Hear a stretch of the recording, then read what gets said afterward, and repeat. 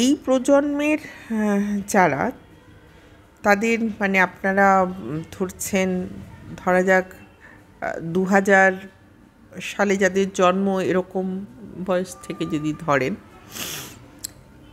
এই প্রজন্মের মানুষের কাছে বাংলা ভাষা মাতৃভাষা হিসেবে তাদের ঘরোয়া জীবনে চলছে, কিন্তু কাজের যে জীবন, যেটাকে আমরা অফিশিয়াল লাইফ বলি, সেখানে মাতৃভাষার গুরুত্ব তাদের কাছে অত্যন্তই কম। এবং তার জন্য দায়ী আমরাও, বড়রা, অভিভাবকরা। কারণ বাচ্চারা তো বলতে পারে না যে তারা কোন স্কুলে পড়বে, ইংরেজি মাধ্যমে পড়বে না বাংলা মাধ্যমে পড়বে, কনভেন্টে পড়বে না সাধারণ বেলা স্কুলে পড়বে। এটা বাচ্চাদের চয়েস নয়। সুতরাং বাবা মারা তাদের অপূর্ণ স্বপ্ন, ইচ্ছে, এগুলো পূর্ণ করার জন্য তারা প্রথম থেকেই এই ইঁদুর দৌড়ে বাচ্চাদের সামিল করে দিচ্ছে। ফলে পরবর্তীকালে এই আক্ষেপ করাটা নিতান্তই অনুচিত যে আমার বাচ্চা আর মাতৃভাষায় তত স্বচ্ছন্দ নয়, তারা তত বই পড়েনি। কারণ বইটা আমরা যোগান দিইনি। আমরা তখন হ্যারি পটারই দিয়েছি, আমরা রূপকথা পড়াইনি, আমরা অবনীন্দ্রনাথ পড়াইনি বাচ্চাদের। এটা একটা দিক। আর দ্বিতীয়ত, কেন যদি ভাবা হয় তাহলে এটা দেখতে হবে যে তার সঙ্গে, ভাষার সঙ্গে তো আমাদের শুধু সংস্কৃতিই জড়িত নয়, আমাদের পারিপার্শ্বিক জড়িত। এবার পারিপার্শ্বিক অবস্থাটা যদি এমন হতো যে আমার মাতৃভাষা চর্চার কারণে আমার জীবনের যে শৈলী, যাকে আমরা লাইফস্টাইল বলি, সেটা খুব স্বচ্ছন্দভাবে আমি নির্বাচন করে নিতে পারছি, এরকম যদি হতো তাহলে অন্যরকম হতো। কিন্তু সেটাও তো হচ্ছে না। কারণ আমরা দেখতে পাচ্ছি যে এমএ পাশ করে, পিএইচডি করে, শুধু ভাষায় নয় অন্যান্য বিষয়েও মানুষ আজকে একজন ডোমের চাকরির জন্য লাইন দিচ্ছেন, ফর্ম তুলছেন।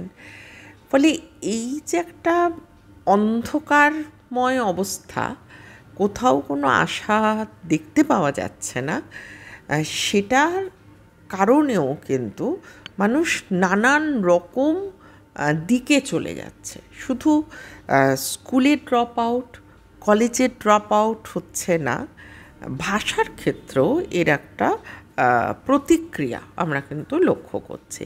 আজকে ছেলেমেয়েরা বিদেশি ভাষা শিখছে, তারা স্পেনিশ শিখছে, তারা ফ্রেঞ্চ শিখছে, জার্মান ল্যাঙ্গুয়েজ শিখছে। কেন?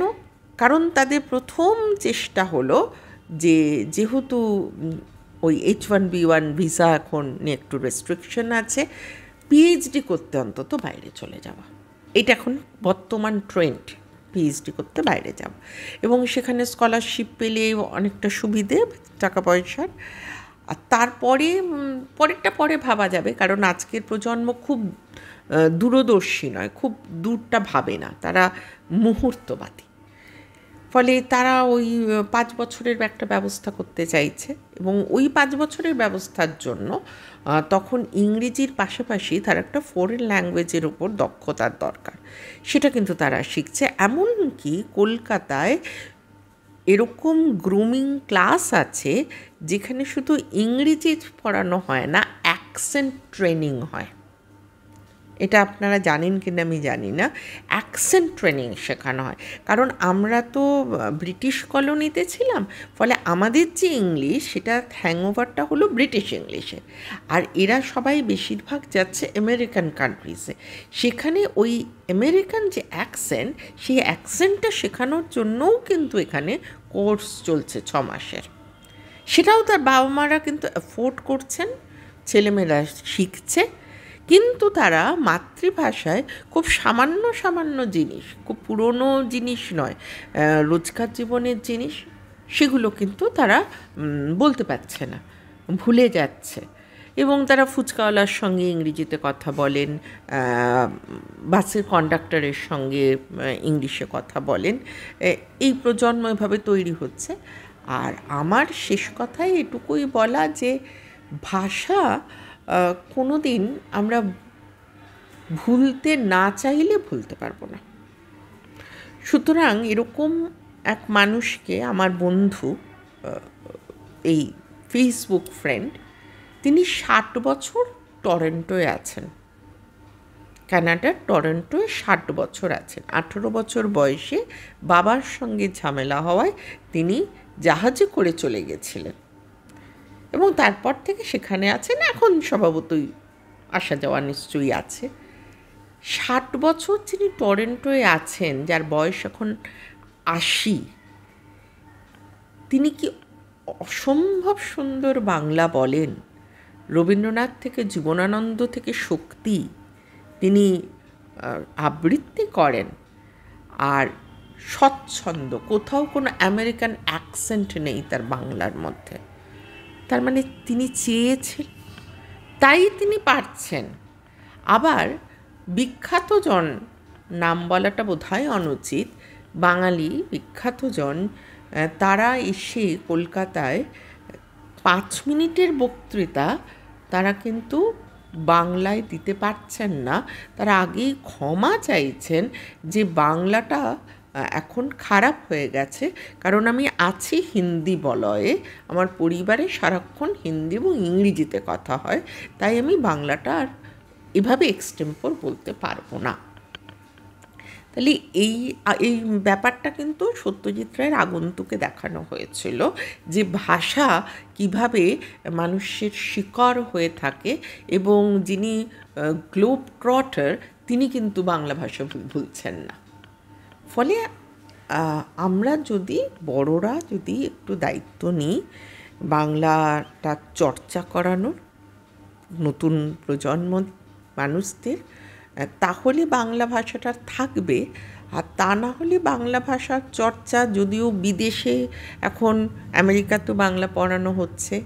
আমি হার্ভার্ডে গেছি, আমি বাংলার অধ্যাপক, আমি হার্ভার্ডে গেছি, আমি টোকিওয়ে গেছি, সেখানে গেছি মানে সেখানে বাংলা চর্চা আছে, তাই জন্য গেছি, আমি আমন্ত্রিত ছিলাম তাই আমি গেছি। সেখানের লোকেরা বাংলা শিখছে। এখন যাদবপুরে এসছে, আপনারা গেলে যোগাযোগ করতে পারবেন, জাপানিজ একটা ছাত্রদল যাদবপুরে এসছে, ওই স্টুডেন্ট যে চেঞ্জ এক্সচেঞ্জ প্রোগ্রামে তারা এসছে, তারা বাংলা শিখছে। চায়নাতে জাপানে কি সুন্দর রবীন্দ্র নৃত্য, রবীন্দ্র গান করে তারা প্রথম আমাদের স্বাগত জানিয়েছিলেন, চমৎকার। আর সেখানে আমরা লজ্জা পাই যে আমাদের ছেলেমেয়েরা দুজন বাঙালি, কিন্তু যেহেতু তারা সেক্টর 5, যেহেতু তারা কর্পোরেট দুনিয়ায়, তারা কন্টিনিউয়াস বাংলায় নয় ইংরেজিতে কথা বলছে, কারণ স্কুলে ফাইন হবে, কর্পোরেট লাইফে অসুবিধা হবে, তাই তারা তাদের মাতৃভাষা বলছে না। তাই একটাই বক্তব্য, মাতৃভাষা তো মাতৃদুগ্ধ সম। সুতরাং আমাদের যদি চর্চাটাকে আমরা বাড়ি থেকে এটাকে যদি আমরা গুরুত্ব দিই, বড়রা গুরুত্ব দিই, অভিভাবকরা গুরুত্ব দিই, তাহলে আমার মনে হয় যে এই চর্চাটা থাকবে। আর তা না হলে ওই বাংলা ভাষাটা থাকবে, কিন্তু প্রমিত যে উচ্চারণ, যে বাচনে আমরা আছি কথা বলি, সেটা আজকে কত দূর খারাপ হয়ে গেছে। একটু রাস্তায়, যে কোনো রাস্তার মোড়ে 5 মিনিট দাঁড়ালে আমরা শুনতে পাই যে একটা বাক্যের আগে, মাঝে এবং পিছে আমরা অপশব্দের ব্যবহার শুনি। এই ইতর বাক্য ব্যবহার, এই ব্যবহারের চেয়ে আমার মনে হয় যে যে কোনো ভাষায় শুদ্ধভাবে যদি প্রয়োগ করা যায় সেটা অনেক আঙ্ক্ষিত। আশা করতে তো অসুবিধে নেই, আমরা এখনও চেষ্টা করছি, আমরা এখনও পড়াচ্ছি, বাংলা ভাষা পড়াচ্ছি, ধ্বনিতত্ত্ব পড়াচ্ছি, রবীন্দ্রনাথ পড়াচ্ছি। সুতরাং আশা করি যে পরবর্তী প্রজন্ম অন্তত কিছু মানুষ ভালোবেসে বাংলা পড়বে, তাহলে চর্চাটা থাকবে। হ্যাঁ, অবশ্যই, কারণ আমাদের পরিস্থিতি অনুযায়ী আমরা বাঁচি। পরিস্থিতিটা যেহেতু খুব স্বাভাবিক নেই, সেই জন্য আমাকে অপশান রাখতে হচ্ছে। এবং আরও একটা ব্যাপার, বাবা মারা মনে করছেন যে বাংলা ভাষা কঠিন, তাই বাঙালির ছেলে মেয়ে ফার্স্ট ল্যাঙ্গুয়েজ বাংলা নিচ্ছে না, সেকেন্ড ল্যাঙ্গুয়েজও অনেকে নিচ্ছে না, বাংলাই নিচ্ছে না। এটা কি কঠিন মনে করার কারণে নাকি ম্যাম, মানে জাস্ট তারা হেট করছে না, আমার ছেলে মেয়েকে আমি বাংলা ভাষায় সুশিক্ষিত করব না, বিদেশি ভাষাতে করব? না, ভাষার প্রতি ঘৃণার বোধ নেই। ভালোবাসা, ঘৃণার এই বোধটা তৈরি হওয়ার জন্যও যে মানসিকতাটার দরকার, সেটা অনেকের থাকে না। তারা হলো ওই চলতি হাওয়ার পন্থী।